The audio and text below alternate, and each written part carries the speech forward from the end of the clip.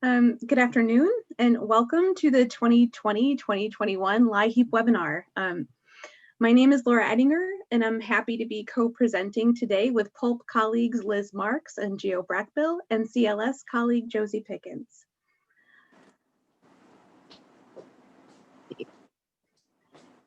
We'll go on to the next slide, please. Thank you. For those unfamiliar with PULP and CLS, we are legal service organizations representing the interests of low-income residential utility customers. And today, we're going to provide an overview of the LIHEAP program for 2021, discussing all pieces of the program. And we're also going to pay particular attention to how the program is impacted by the COVID-19 pandemic. So our agenda is just that, to discuss the program, all pieces of it, cash grants, crisis interface program, and the special issues paying particular attention to COVID-19. So, what is LIHEAP? LIHEAP is a federally funded program administered by the Pennsylvania Department of Human Services, and it assists low-income customers to pay for heat or heat-related service to their homes. And our update for the 2020-2021 program,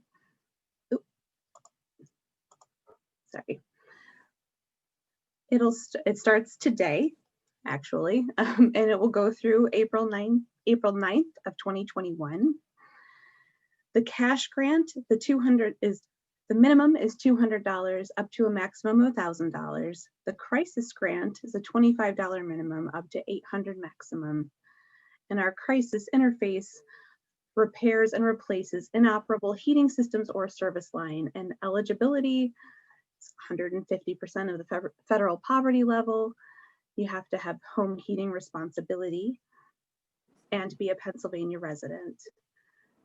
And also, like to be eligible for crisis grant, you must also have an actual or imminent home heating emergency that can be resolved by a crisis grant. And DHS is considering a rule change. 7 more minutes until 9:87, then we'll Sorry, if everybody could mute, that would be helpful. Thank you. So how do you apply for LIHEAP? And this is important. Applying online is recommended if at all possible. And please note that the website is mobile friendly. Households that apply through Compass will receive preliminary eligibility determination. And you can still apply at your county assistance offices, even though the CAOs remain closed to the public due to COVID-19. Drop boxes were installed at CAOs to allow applications to be submitted in person. And if there is one in every county, I believe. So if you turn it in at one location, it will get to where it needs to go.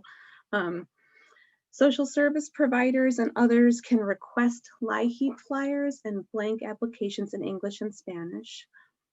Now, early application, those who received a LIHEAP grant last year, you may have received a postcard in September or October, allowing them to submit an early application. And it's important to understand that some postcards were delayed due to printer issues and postal service delays. Something important, if you are dropping off your application, it's a good idea to make a copy of it, and you don't need a copier to do this. You can snap a photo before dropping it off, like snap a photo of the pages. And processing times, cash grants must be processed within 30 days from the date the application is complete. And nearly all cash grants are processed at the state processing center. And per the state plan, crisis grants must be processed within 48 hours from the time a completed application is accepted by the CAO, or 18 hours for a life-threatening emergency. And per the DHS policy, within 18 hours for households without heat or who will be without heat in 48 hours, are in a life-threatening situation.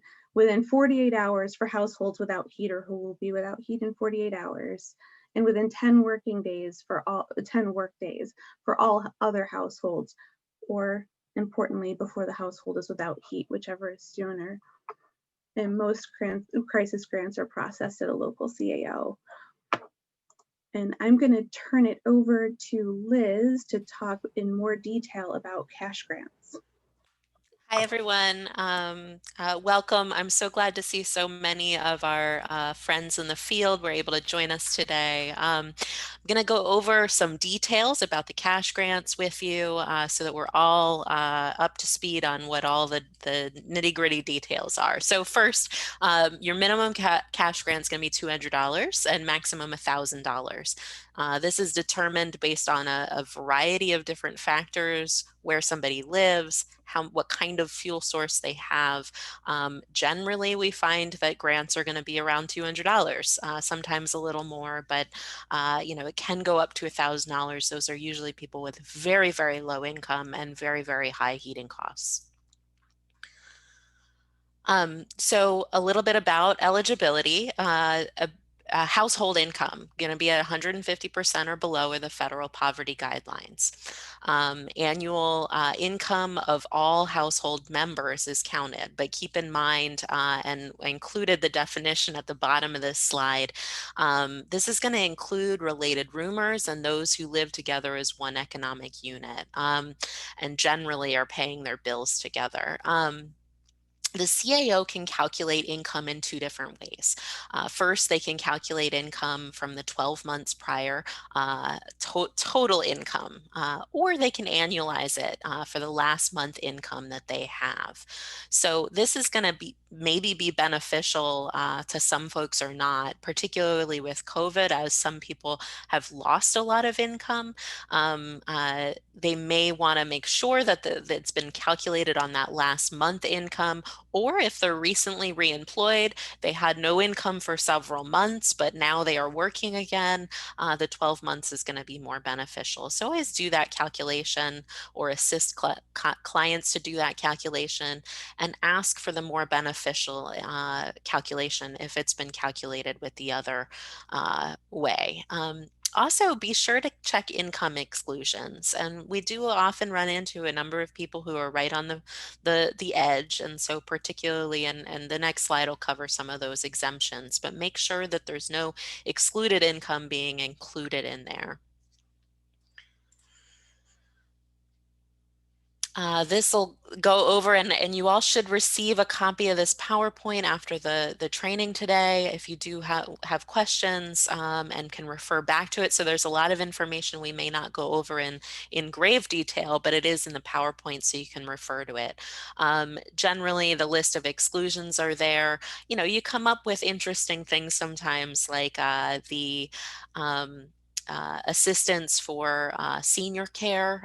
That is one of the exemptions certainly to pay attention to.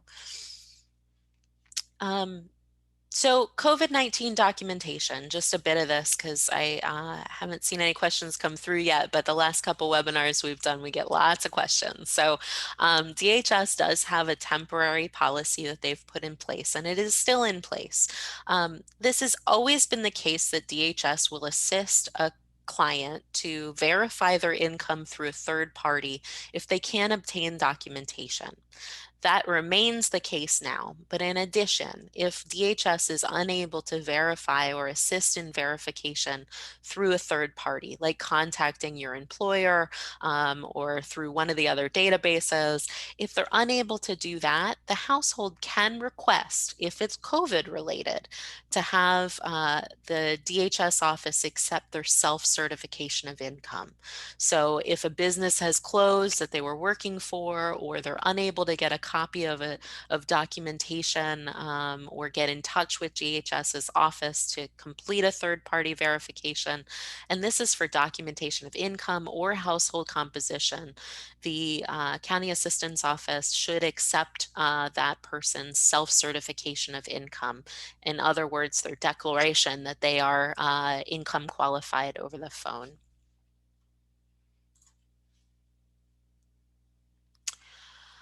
Home heating responsibility. This is the tricky one, right? So you have to be income qualified and then you have to have a home heating responsibility. The home heating responsibility means that you're responsible for the primary heating source. This can be either directly or through rent. If it's paid through rent, this is the one tricky exception. You can still get a LIHEAP grant, but it'll be for 50% of the grant. So if you are paying your landlord and in your rent is an undesignated portion that goes to pay for heating costs, you can get a 50% of the grant. So if it's a $200 minimum, that household's going to get a $100 minimum grant just by filling out the application and providing the documentation. So it is, get everybody in that could possibly get that. That is a much overlooked benefit. One note, there is an exception because there's always an exception to an exception. So if they are not going to be eligible for this if they are paying for heat through rent and their rent is based on income. So for instance, some public housing, people are paying a percentage of their income towards rent, and that includes their heating costs. They would not be eligible for that renter grant. Now they may, even if they're responsible for the primary heating source, they can choose whether or not that grant goes to their primary heat or their secondary heat. Now, what do I mean by secondary heat?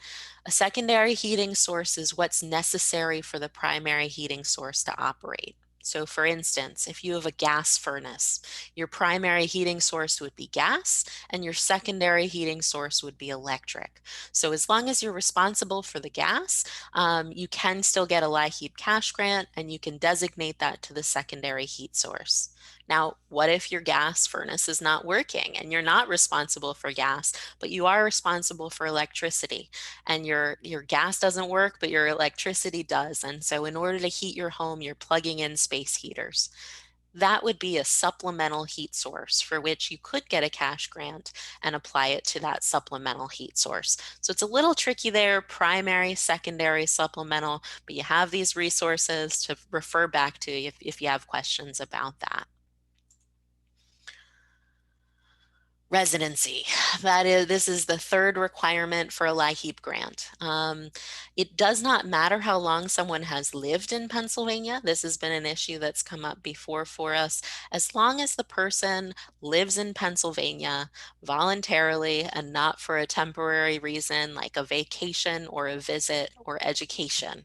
Now note, college students, if they are living in an apartment and their bill's not already paid by a third party like the institution that they're going to school at, they can get a LIHEAP grant if they are living and renting in the state. Persons living in an RV can also get a LIHEAP grant as long as that RV or camper is permanently located in Pennsylvania and they don't have any other permanent address. So it can't be their vacation RV that they get a grant for, but if they're living in it and it's permanently located in Pennsylvania, and it's questionable about what that means, whether or not there can still be wheels attached. We think even if wheels are attached, they should be able to get a LIHEAP grant if that's where they're living. So to receive a cash grant, a household does not have to have a pending termination. They don't need to have an outstanding bill or be in debt to any particular energy vendor, and they don't need to have a direct relationship with the utility. Remember all of those. We went through the requirements. These are what aren't requirements. So a household can receive a cash grant every year. And importantly there was the summer LIHEAP Recovery Crisis Program that was funded through the CARES Act. If you received or your client received a grant through that program, that was last year's program. You can receive a new grant this year. There is no bar. If you received a grant last year anytime, meaning before the program opened today, you can receive that. The only exception is if you applied early through the program that Laura was talking about and you got one of those postcards, that was an early application for this season. But otherwise, we're kicking it off today, so everybody should be eligible. I'm going to turn it over to Josie now to talk us through the requirements for the crisis grants. Thanks, Liz. Hey everyone, I hope you're all doing well. Can't wait to see you again in person for the folks who I know on the call. I want to talk about the second component of LIHEAP, the second and third. I'm going to start with the crisis grants. We use the term LIHEAP to refer to 3 programs in Pennsylvania. Liz talked about LIHEAP Cash. LIHEAP Crisis Grants. This year, the minimum is $25, the maximum is $800. And these are grants to assist households that are without heat or in imminent danger of being without heat. And I want to flag a stay tuned because DHS is considering a rule change that might permit other types of customers to be eligible for crisis grants. And we'll talk a little bit about that. The crisis grants, you can get more than one during the LIHEAP season, but you can't go over the $800 maximum. And it does not need to be directed to the utility that received the cash grant. It can go to another utility or energy vendor. So Laura, if you could, thank you. The eligibility for crisis, similar to the initial eligibility that Liz laid out in the LIHEAP cash section, household income that doesn't exceed 150% of the poverty level. The applicant is responsible for the primary, secondary, or supplemental heat source.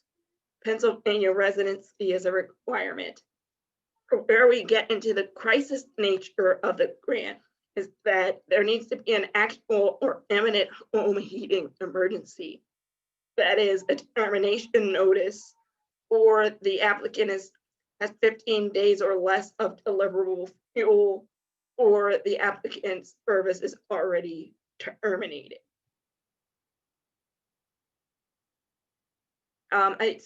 Before we move on, I'm sorry, just a couple more things on that slide. The crisis must be enough to resolve the payment demand of the utility. Although that is, you want to check with the utility where you're going to direct the grant, because there may be a policy at that utility to accept the crisis grant, even if it's less than is needed to cure the delinquency on the account. DHS is considering a rule change that, if finalized, would permit applicants to apply for crisis if they have a past due balance with the utility.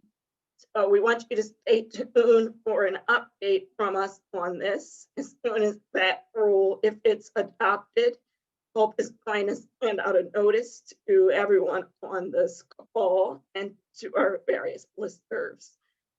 Crisis grants can be used to pay late fees, reconnection fees, and reasonable delivery fees, but may not be used to pay security deposits.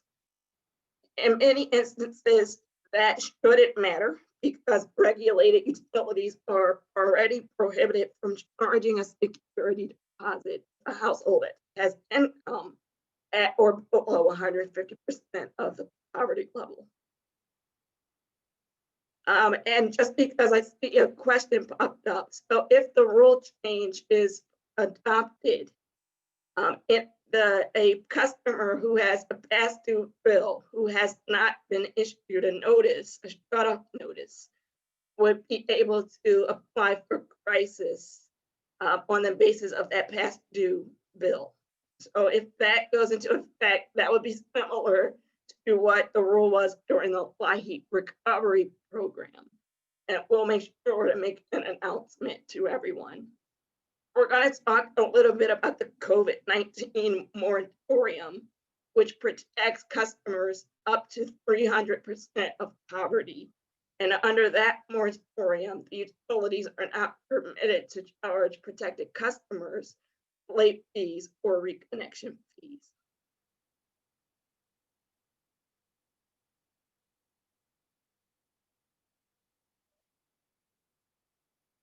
And then we have the Crisis Interface Program, which is the third program that's part of LIHEAP in Pennsylvania. This is assistance to help households repair or replace an inoperable or inadequate heating system.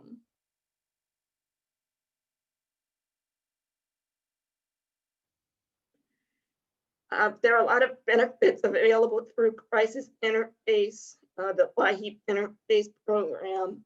Often advocates and those who are assisting applicants are unaware of the interface component. We strongly encourage you to put out the information and encourage people to apply. It covers a variety of possible repairs, including repair of heating system, the auxiliary heater, gas or other fuel lines, unrepairable heating systems, hot water heating systems, heating system pipe thawing services, broken windows, and provides blankets and other emergency measures to mitigate the harm. Josie, if I could just interrupt quickly. This is Kelly. I'm going to launch the first of the CLE polls. Attorneys requesting CLE credit for your participation in this session, please respond now. You'll have about a minute and a half to do so. Thank you. Oh, okay. Thank you. There we go. And Josie, feel free to continue. Thank you. Sure thing. And just to conclude the LIHEAP interface eligibility, same first three requirements: income eligible, heating responsibility, Pennsylvania residency.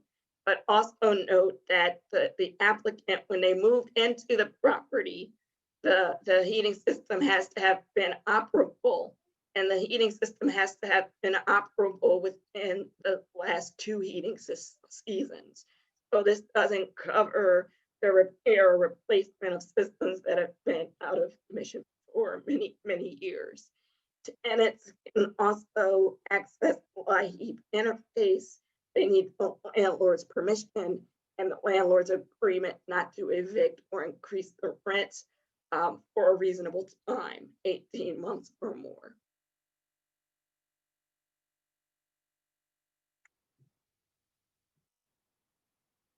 This is going to take us through the first of our special issues, and then I will tag back in. All right. Hi, everyone. So we will go through a number of special issues and get all of the details worked out. The first I'm going to walk you through is some of the moratorium details with COVID-19 and how that interacts with the LIHEAP season, because there's certainly some changes coming. I will note that PULP and CLS, along with the Housing Alliance, delivered a webinar last week. And so there is a link to that there. You can access that. I believe it's up on YouTube now. Do feel free, though, to reach out with any questions. We're just going to give you a really brief overview right now so that you all have some of the basis of what's happening. I know there's a lot in the news and a lot of confusion, so we're going to try and clarify that confusion. So the first, a timeline, real basic, March 13th, as many of you know, the Public Utility Commission issued an emergency order prohibiting, and this applies to regulated electric, gas, water, wastewater, telecommunications, and steam. The difference between regulated and unregulated: if you're dealing with a regulated utility, it's generally a privately owned utility. The unregulated utilities are generally your water authorities and wastewater authorities, and then the rural electric cooperatives. There's a couple of those scattered throughout the state, and there's over 1,000 unregulated water and wastewater authorities in Pennsylvania. All of those have generally, there's some exception, complied with a voluntary moratorium and followed the PUC's requirements for regulated utilities during COVID-19. But let me cut to the chase. March 13th, the commission issued this emergency order halting payment-related terminations of low-income and all residential consumers and business consumers. August 10th, many of you participated in a brief comment period and signed on to various comments that were circulated regarding the moratorium. October 13th, the PUC then issued an order lifting the absolute ban on utility terminations. Essentially, on November 9th, utility terminations for payment-related terminations may go forward. But there are exceptions. There are a number of protections for what we will be calling protected customers. And those are, and we'll dig into those just a little bit further. But generally they're customers at or below 300% of the poverty guidelines. That class of customers, if they meet some certain requirements, and we'll go over those in a second, they will continue to be protected from termination until March 31st, 2021. As part of that order, there's also a special outreach or notice that any utility who's going to proceed with terminations before March 31st, 2021 must send out to customers. It's what we're calling a pre-termination notice. And so some consumers may start to receive those as early as this week. The communication is required to inform customers that they're at risk of termination, give them a general time frame for when service can be shut off, inform them of available options, and it has to be sent 10 days before the standard 10-day termination notice that's required already. So essentially, it gives people an extra 10 days at least to prepare for any termination.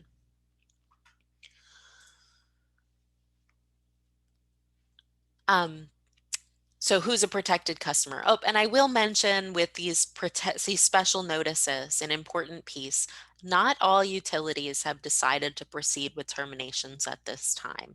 So there are a number of utilities who will not be sending out these notices, who are not planning to terminate anytime before March 31st. Many utilities are still trying to figure out what they're going to do next. And so do stay tuned, and I'll note we're giving you the best information we have right now at this moment, but it continues to change every day. So again, going to who a protected customer is. Protected customer is somebody who meets the following requirements. One, they're a residential customer. So small business customers will be able to be terminated after November 9th. So will anybody who doesn't meet these requirements. One, they have to have income at or below 300% of the federal poverty guidelines. And I have a chart on the next slide that'll give you a snapshot of the income requirements. But if they're income qualified, 2, they request a payment arrangement from the utility, and 3, they apply for all available assistance programs if they're eligible. So all available assistance programs, generally in talking with the utilities and the commission, while there's not entirely a ton of guidelines around this, we've been interpreting this as all available assistance programs for that utility. So that may be LIHEAP, it may also be the CAP programs or the customer assistance programs that many of the gas, electric, and some of the water utilities have. It may be a hardship fund grant assistance. And again, I'd encourage you to take a look at the webinar we delivered last week on the recording of that for some more details on that. I will also note that the requirement to request a payment arrangement is only that the customer request a payment arrangement. Our advice is always to consumers that they shouldn't agree to a payment arrangement that they cannot afford or for something that they don't believe they owe. So if they are disputing that they even owe the bill, and this happens sometimes when people are moving in and out, or if there's a legitimate dispute over the bill, don't agree to a payment arrangement because then you've agreed that you're liable for it. And if it's way more than you can pay, the requirement is that you request a payment arrangement to be protected from termination. If you agree to something you cannot afford to pay, you may not be able to get a second payment arrangement. So our advice is always, and think another slide will get to some of what our advice would be to consumers to kind of synthesize all of this. But the other piece to protected customers is they can't be charged late charges, reconnection fees, or deposit fees. So if you're a protected customer, you can't be charged any of those fees up until March 31st. Here's the income chart. I'll leave this up for a second. 300% of the poverty guidelines, of course, is where you're going to be able to become a protected customer. You have to reach out to your utility and let them know that you're a protected customer so that they can apply those protections. Our general advice to clients who are at risk of shutoff or get one of those pre-termination notices, or if they're just behind and they know they may be at risk of termination. One, call your utility and tell them that you are a protected customer. Provide that income information if requested.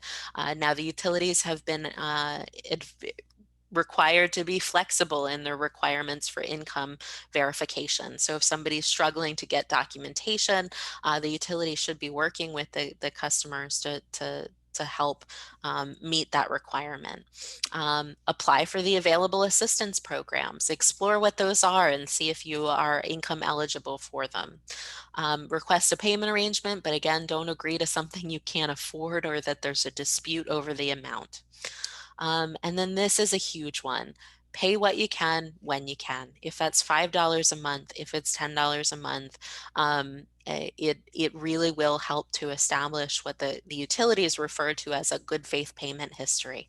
Now we know that many of the clients that we serve, they just can't. They have no money available, right? And they're trying to bailing out a sinking boat, and they're trying to deal with the bills that are coming in the door that they can afford to pay. But I can't stress enough how much this will help consumers if through the winter they're making some payment, even if it's not the full amount towards their bills.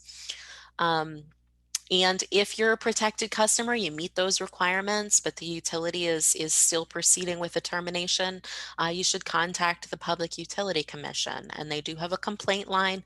It's very easy to find. Just Google PA Public Utility Commission and the complaint line. I think we have it in the slides later, but do file an informal complaint and let them know that you're a protected customer. And of course, apply for a LIHEAP now. It doesn't hurt. Anybody who's income eligible and thinks they're going to meet the other requirements should absolutely apply for that cash grant. Even if they aren't eligible yet for a crisis grant, do apply now and get those funds onto the accounts. And I'm going to turn it back over to Josie to walk us through the rest of the special issues. All right, I'm back. The winter moratorium. I saw a question in the comment about the winter moratorium. So you may be familiar with the annual cold weather related moratorium protection on prohibition on shutoffs. So the time frame for that protection is December 1, 2020 to March 31, 2021.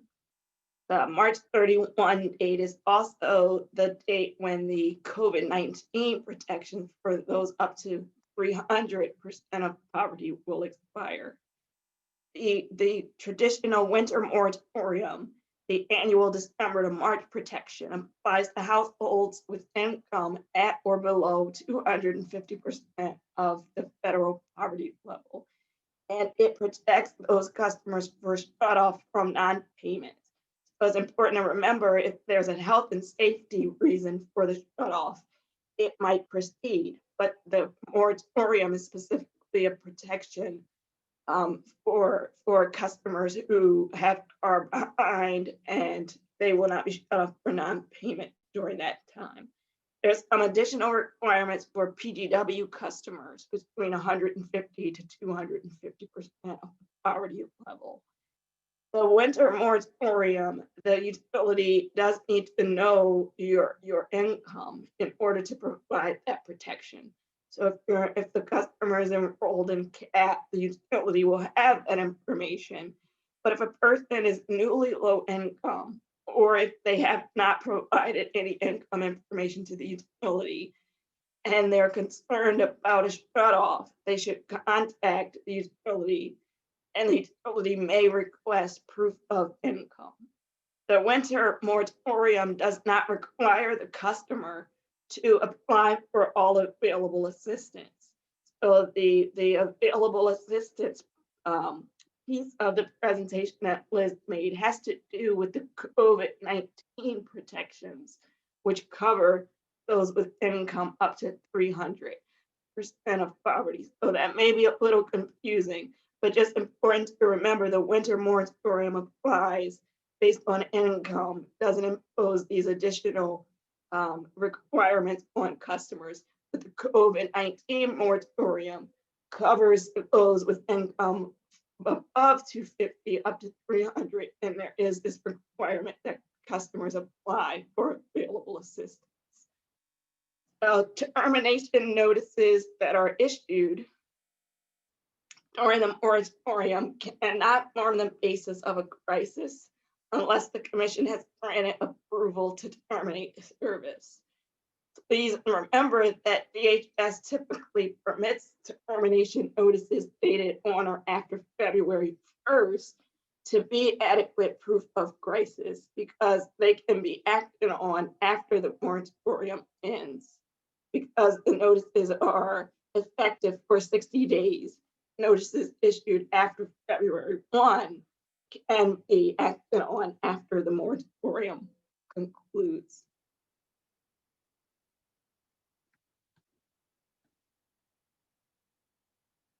Tenants are eligible for LIHEAP. This is a question we get from time to time for tenants whose heat is included in rent. They are eligible for a cash grant, but can only be awarded 50% of the cash grant. And remember Liz's note that there are some tenants who are not eligible for LIHEAP if the rent is based on a percentage of income. And in situations where the heat is included in the rent, the grant will go directly to the tenant and not the landlord.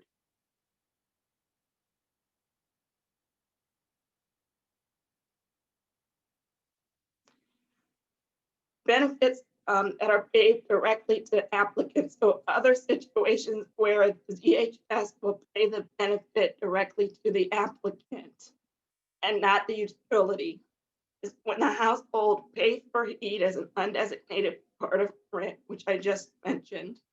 When the fuel vendor does not participate in the program, either they refused to comply or been removed as a participating vendor. When the heating bill is in the name of a non-household member. So if there's another adult in the household who has the bill in their name, a person can still apply for a LIHEAP grant. The bill is paid to a third party, such as in mass submetering situations. And when the applicant is a roomer, in those situations, the LIHEAP benefit will be paid directly to the applicant.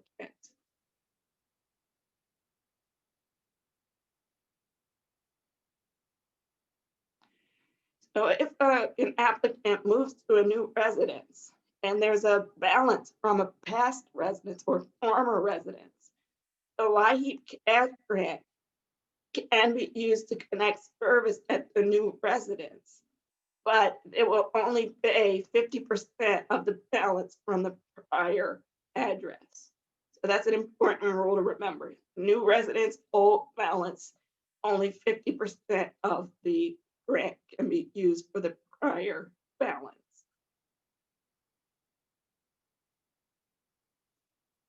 And the next slide is going to say more about people with different types of immigration status.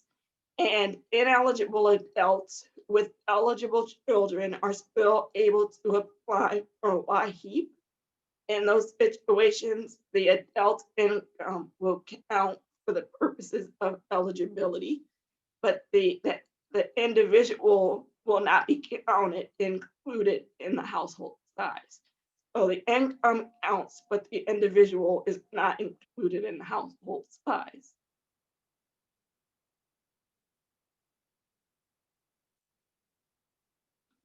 We have a special slide about immigration because sometimes there's confusion around who's eligible and who is not. Please know that certain lawfully admitted non-citizens are eligible to receive LIHEAP. There is no 5-year bar. They don't have to wait up to, for other benefits. There's sometimes a waiting period. Lawfully admitted non-citizens do not have that bar. They do have to meet the other LIHEAP eligibility requirements. So the income eligibility, the heating responsibility, the PA residency. The public charge rule does not apply to LIHEAP. So then there's a short list of eligible non-citizens that are eligible for LIHEAP: lawful permanent residents, asylees, refugees, Cuban Haitian entrants, non-citizens who've been battered or subjected to extreme cruelty in the United States. For a full list of eligible immigration status, you can check the PA LIHEAP state plan. There's an appendix that contains a full list. And just a reminder that even if an adult is ineligible and doesn't fit in one of these categories, if they have eligible children, they can apply for LIHEAP.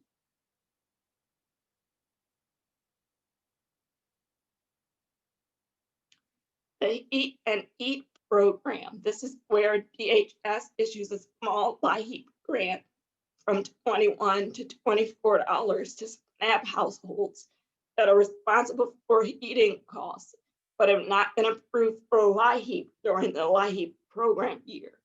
The grant is added to the EBT card toward the end of the LIHEAP season. The purpose is to maximize the SNAP standard utility allowance. There are some SNAP recipients who are not eligible for heat and eat.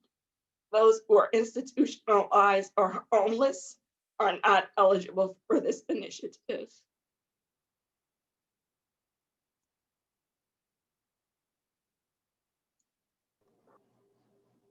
Now we're going to talk a little bit about what happens when LIHEAP benefits are denied. Yes, thank you, Josie. I'm Geo Brackbill from the Pennsylvania Utility Law Project. And if your client is denied or receives an adverse determination, it's not over. There is an appeals process, and the question is whether they appeal or submit a new application.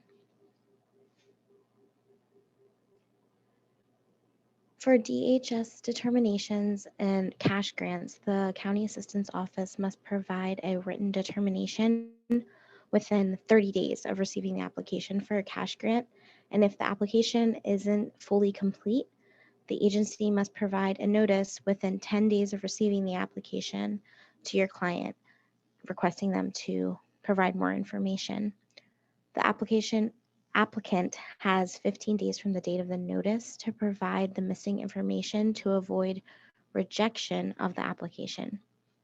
For crisis grant applications must be expedited once received, and the DHS must work to settle the appeals when paperwork is submitted prior to the hearing. And we'll talk a little bit more about that in a following slide. A qualifying household must receive assistance within 48 hours of submitting the application or 18 hours for life-threatening situations.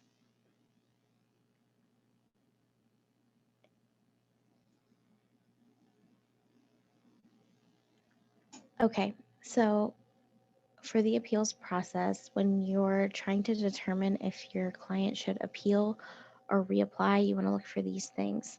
All applicants have the right to appeal any adverse determinations made by the County Assistance Office, such as a denial. They must appeal within 30 days of the date on the notice. And if their application is incomplete, the agency must provide them with a notice within 10 days. LIHEAP denials, low grant amounts, and/or delays in crisis application processing are the main issues for appeals and reasons why people appeal. Why should they appeal? to buy time, quite simply. You can submit proof of the welfare office. You can submit proof that the county assistance office wants any time until a hearing. And quite frankly, the appeal just gives you time to get the paperwork and or the legal help you need in that period of time together. And a client must appeal within 30 days of the date of the notice, and if the application is incomplete, the agency must provide a notice within 10 days, and the DHS must work to settle appeals when the paperwork is submitted prior to the hearing. So that's what I mentioned before, and like I said, it buys you a little bit of time. If the DHS is working to settle that appeal because they submit the paperwork that was missing, then you can kind of avoid that denial resulting in, and then there's the 30 days and then you are just denied and you would have to submit a new application. And then preserving the right at the end of the LIHEAP season.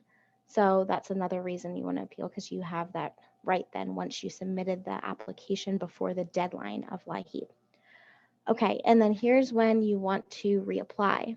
If the applicant is over the income at the time that they first applied, it would be more beneficial to just entirely redo the application and submit a new one later in the LIHEAP season if their income has decreased and then they're within the income limits.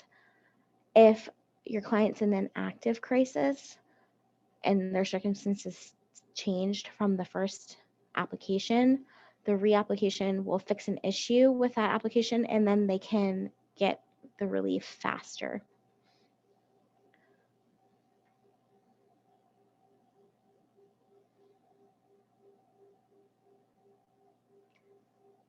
Okay, and then here's how to appeal. Filling out the form in the back of the notice and sending it back in is one way to appeal. You want to make sure you use the right form, but sometimes, you don't get the notice in the mail. So if you didn't get a notice and you know that you were denied, ask the county assistance office for a blank form. They have blank appeal forms, and then you just fill in all the information and send that in. Keep a copy of everything that you're submitting. And, if it's possible, just use your phone and take a picture of the documents. If you don't have a copy, or a picture is fine. A fine way to, keep a copy of everything that you submitted or put in the mail or dropped off at your county assistance office in the boxes that they have. And then next, obviously, you're going to turn it in, hand it into the Dropbox, or mail it certified. And the certified is just like one of those green stickers, and you get the receipt back in the mail. And when you get the receipt, you want to keep it in a safe space so that you have that proof. You always want to cover your tracks, especially with an appeal.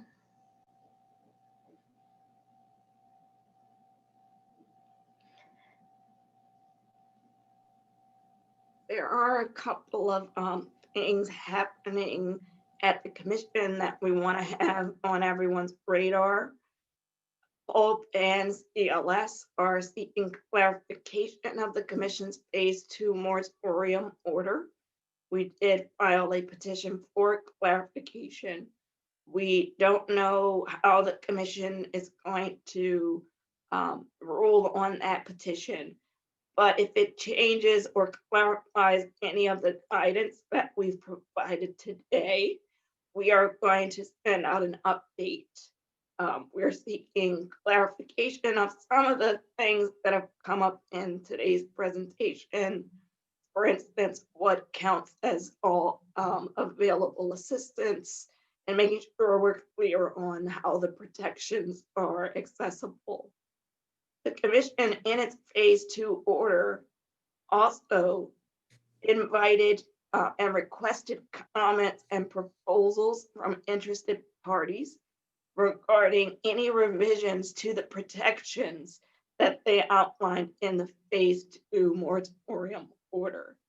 So those comments will be due February 16th, 2021. And they're going to inform the commission's next steps as they revisit the moratorium protections as the spring approaches.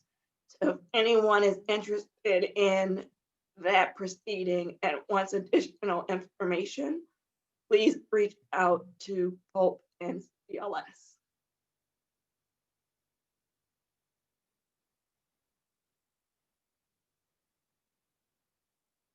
So hello again, everyone.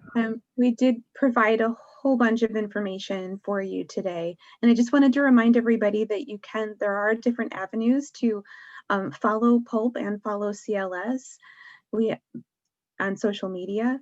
And also we will be, just to remind you, we will be sending out the slides for this presentation, as well as a link to the webinar when it's uploaded to Plan's YouTube channel. So you will have, anybody who came late maybe or missed a little bit of this, you will be able to see the webinar in its entirety and review the slides. And you can also, additional resources, we have the DHS LIHEAP page, which provides a whole bunch of helpful information, as does the DHS LIHEAP handbook, and the annual PULP LIHEAP Advocate Manual is coming out next week. So that'll be going out as well. And who to call for help. You know, Liz had posted one of the phone numbers in the chat for LIHEAP assistance, I believe. But if you want to reach PULP, we have our phone number here, the emergency utility hotline for consumers, community legal services. And that covers who you can reach out to for help. And now I'll just open it up for questions and answers. I think we've been keeping up as best we can in the chat box, but if you have additional questions, now's the time. While people may still have questions or comments to type in, I'm going to go ahead and launch the second of the CLE polls. Attorneys, if you're looking for CLE credit, please respond to this. You'll have about a minute and a half to do so. And Laura and Liz, please feel free to continue with the questions. Sure. So Eileen asked a really good question, and I'm actually not entirely sure the answer, so we're going to have to follow up. But I think it was in regards to the small grant being the heat and eat. I'm actually not entirely certain whether people who receive the LIHEAP grant will also receive the heat and eat grant. I don't believe that's the case. I believe it will go to anybody who receives SNAP and has not received the LIHEAP heat and eat grant. And that comes out sometime in the spring, near the end of the season. DHS budgets every year for it, and it comes on to people's EBT cards. And we always get some questions from folks about why they think it's an overpayment because they got an additional $20 on their card. That's usually what the heat and eat is. And I'm just looking through to see if there are other questions we didn't answer. Do my co-presenters have any other questions? Here's a new one. Are there any resources for moratorium protected consumers who are at 300% of federal poverty level but make more than 150%? That is a great question. And there are some resources. So there is the hardship fund grant programs run by most of the large utilities, and they generally have larger or higher income thresholds than any of the other programs. Some of them go up to 250% of the federal poverty guidelines. So you really have to check with the utility. And that's, the good place to start if you do get one of these notices or you're at risk of termination. Start with the utility, let them know that you're at or below 300% of the federal poverty guidelines, and ask them if there's any individual assistance. There are some utilities like UGI who just recently from a settlement in a rate case has started a pandemic relief program, and that is going to have a higher income level. So there's some grant assistance there. There's some longer term payment arrangements. Slowly but surely many of the utilities across the state are getting approval for some flexibility in the income guidelines for various programs. So it certainly does warrant checking, or if you don't have a contact at the utility, check with us. We're trying to keep tabs on all of that for you. And of course, follow us on the social media, and we'll be sharing some additional resources. Same with CLS, particularly in the Philadelphia area, their wealth of information for PICO and PGW and Philadelphia Water Department information as well. And Eileen asks if the Heat and Eat grant is automatic. Yes, no need to apply for the Heat and Eat. People will get that Heat and Eat grant automatically. Just magically comes onto their EBT. It's so that we can maximize people's standard utility allowance and allow them to get the maximum food benefits that they otherwise might not get. And we have 1 more minute left if there are any other questions. And there was a question above from Eileen. What if a client tries to get crisis dollars after February 1 based on a December termination notice? And I didn't answer this in the chat because it gets very complicated. But if you're working with a regulated utility, if somebody's LIHEAP eligible, they're not eligible for termination in December ever because of the winter moratorium. So that's why the February termination notices kind of kick off when people can start to get crisis grants, because that's the first time in February that a termination notice, if issued in February, is still valid at the end of the winter moratorium. So I hope that answers that. One more question and then we'll kick this off. In the end of season, is the end of season considered in April, or would that go till May for the Heat and Eat grant funds? The end of the season for LIHEAP is actually September, but the program shuts down in April.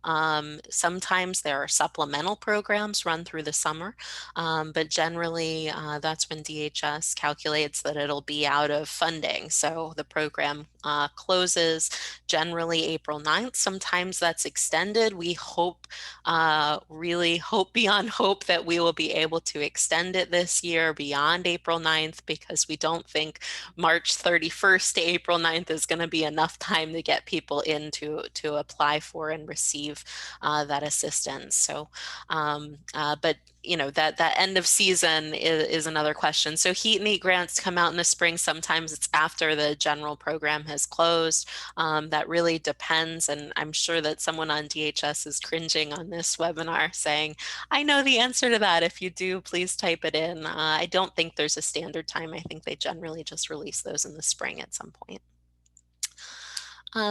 And if there are no other questions, I can't thank you all for enough for sharing an hour of your time with us. We will try and get this webinar up and out on our Facebook page and on our website.